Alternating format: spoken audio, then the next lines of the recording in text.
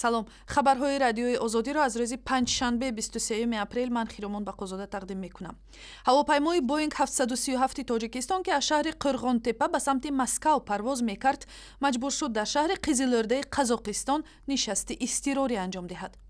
در حادثه فرودایی مجبوری هواپیما در قزاقستان کسی آسیب ندید، اما آن چند لحظه با مشکلی فنی دچار شد.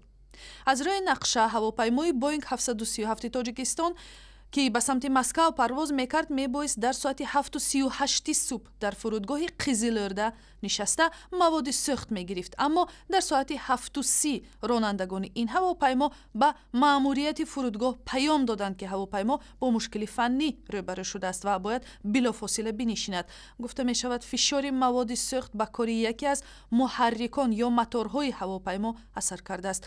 متخصصان در فرودگاه به حالت صدموی آماده شدند. هواپیما به آسیب به زمین فرود آمد. خبرگزاری انادولو با نقل از منابع خود در پلیس استانبول اطلاع داد که در ترکیب خون عمرعلی قوتوف مواد پسیخوتروپی کلوزالین پیدا شده است.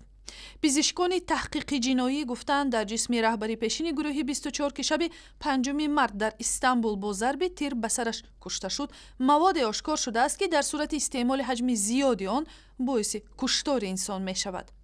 با گفته همسر قوتوف قمرینیسا حفیظه و قبل از کشته شدنش در استانبول عمرعلی قوتوف و اهل اویلش در مهمانی یک تاجیک با نام سلیمان قیوموف بودند و بعد استعمال غذا در آن خانه خود را بد حس کردند.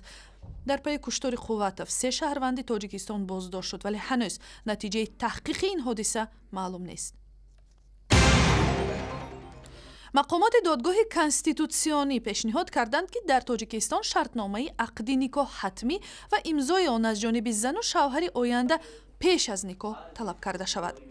محکمبای محمودزاده رئیس دادگاه قانون اساسی تاجیکستان روز پنجشنبه در همایش اویله در محور عنعنه‌های ملی، اخلاق و قانون در شهر دوشنبه گفت این پیشنهاد به خاطر به تنظیم درآوردن مناسبت‌های مالی و اقتصادی داخلی خانواده‌ها کرده می‌شود تا که در صورت طلاق حصه شوهر و زن از روی قانون تقسیم کرده شود. در مناسبت‌های زن و شوهری امروز مسئله‌گذاری ما باید فکر کنیم که آیا ضرورت هست که امروز بغیر از قید دولتی نکاح ما آلترناتیو حتمی جاری کنیم، یعنی بستن شرطنامه نکاح. امروز شرطنامه نکاح همه شما نظم می‌دانید با طریق اختیاری بسته میشد. عهدنامه نکاح بین زن و شوهر استثنا تنها با خارجیان که قانونگذاری کدکس اویلا پیشبینی کرده است که با طریق حتمی بسته شد.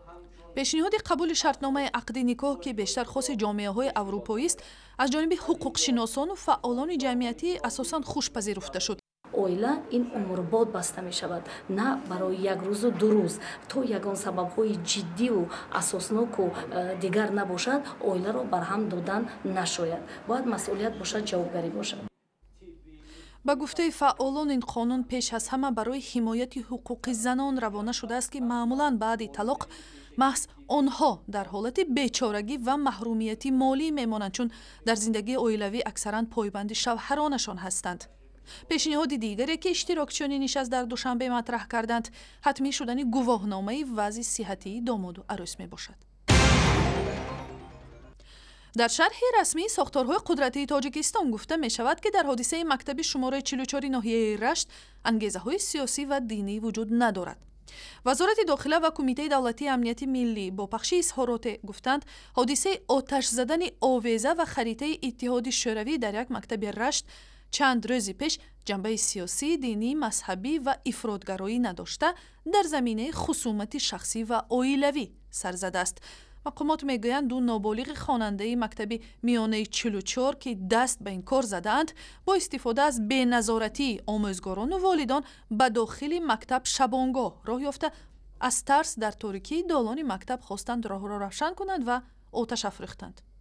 قبلا رئیس دهه کمراب به آزادی گفته بود که خواننده ها به معلمه ها و مدیر مکتب نامه تهدیدآمیز ارسال کردند که گویا زمینه های مذهبی داشته است. و برای دریافت اخبار و ویدیوهای بیشتر به سایت اینترنتی رادیوی آزادی، شبکه‌های اجتماعی فیسبوک، توییتر، یوتیوب و هم ضمیمه رادیوی آزادی برای تلفنی همراه مراجعه کنید.